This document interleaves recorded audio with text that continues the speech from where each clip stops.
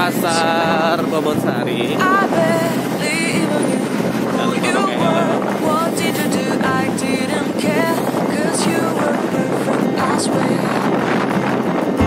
Somebody told me that it's over. Oh no, it's true. You made me happy for a while. Jam 8 pagi. I remember fleeting times when we slept on top of cars. Now I don't know you. You don't know me too. I remember fleeting times when we watched the sparks so fly. Now I don't know you. You don't know me too. Tetap gunakan helm ya guys, walaupun ke Bobonsari. Stars shone in our eyes like the lights of fireflies. We were obsessed and we felt warmth in our chests. Your heart was full of dreams. It made you feel extreme. Give me a sign if you keep it in mind. But somebody told me that it's over. I know it's true. You made me happy for a while. I remember fleeting times when we slept on top of cars. Now I don't know you. You don't know me too. I remember fleeting. Ketemu lagi di channel Mas Bray Nyos Bro. Kali ini kita ada di Pasar Bobonsari. Kita mau berbagi beberapa tips untuk pemirsa semua seputar percabean, empon dan sebagainya. Terutama buat ibu-ibu nih yang di rumah ya. Mudah-mudahan tips dari Mas Bray bisa bermanfaat untuk semuanya. Nanti kita akan jalan-jalan ke los pasar di Bobonsari untuk membahas seputar cara memilih cabai, empon-empon dan sebagainya. Ikuti terus Mas Bray ya. Nyos Bro.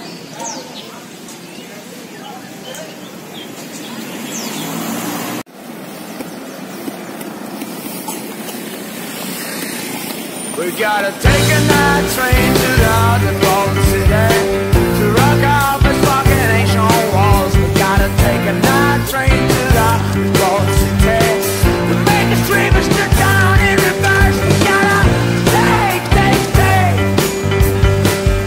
oh, dirty night train, yeah. We gotta take oh, dirty night train.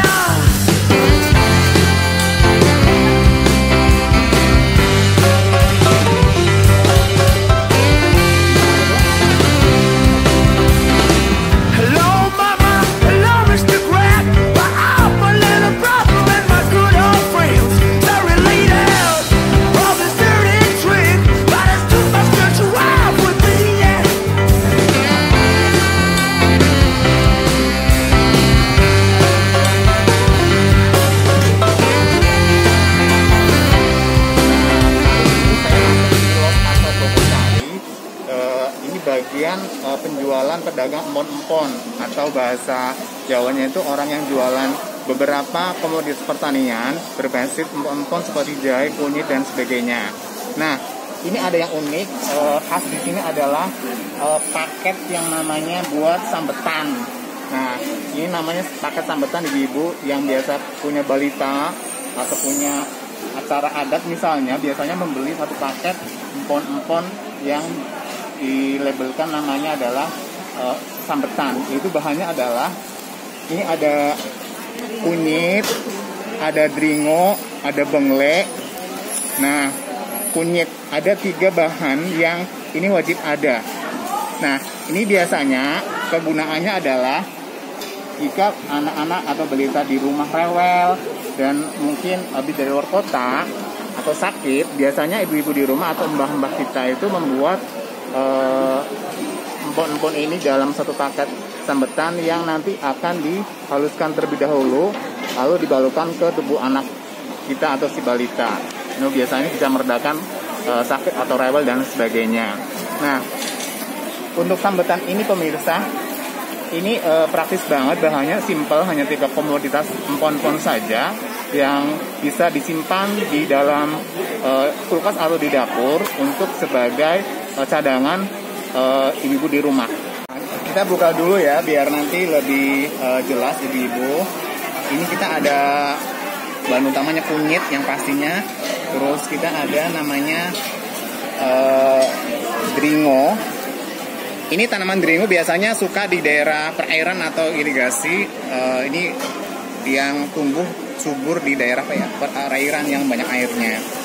Terus ini juga ada namanya benglai. Benglai itu pasangannya si dringo. Kalau sudah ada dringo harus ada benglai. Nah ini umbinya mirip dengan jahe gajah, tapi ini namanya beda. Ini namanya benglai.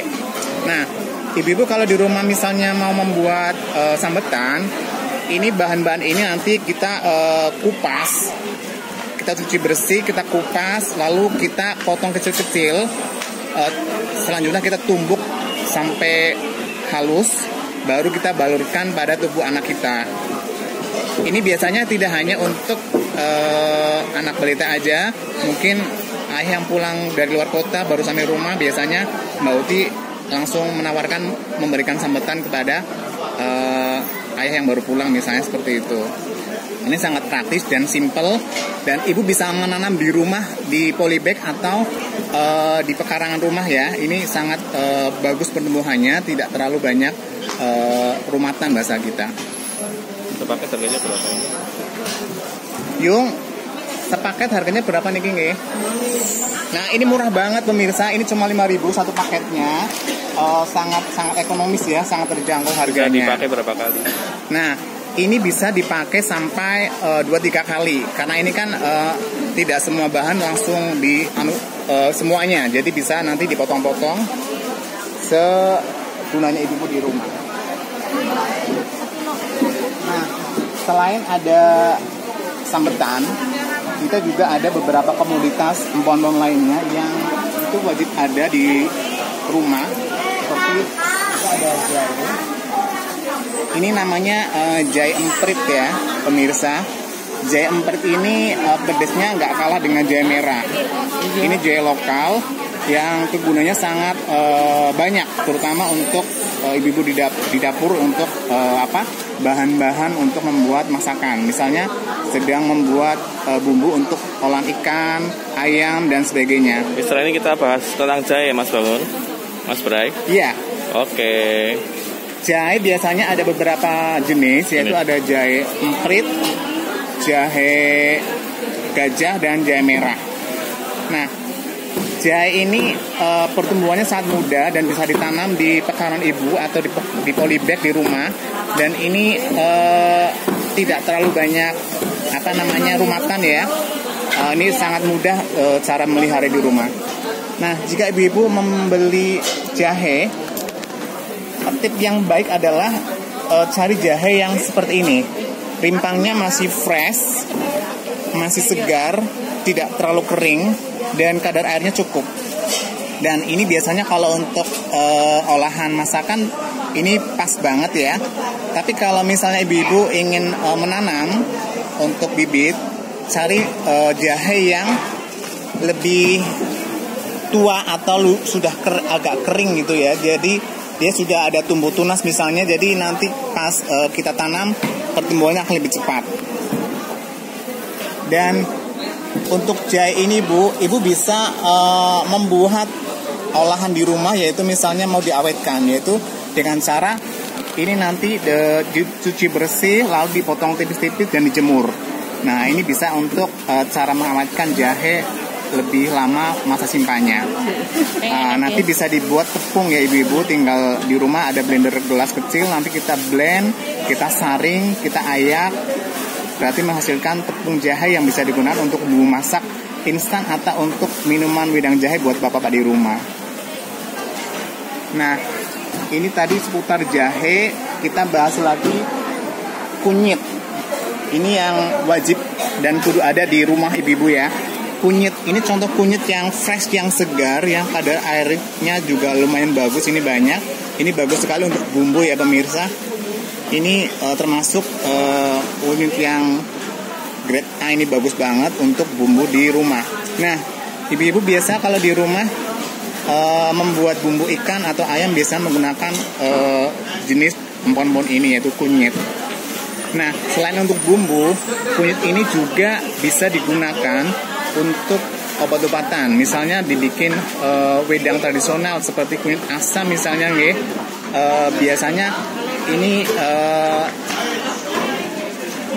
dinikmati bareng dengan gula merah atau gula aren.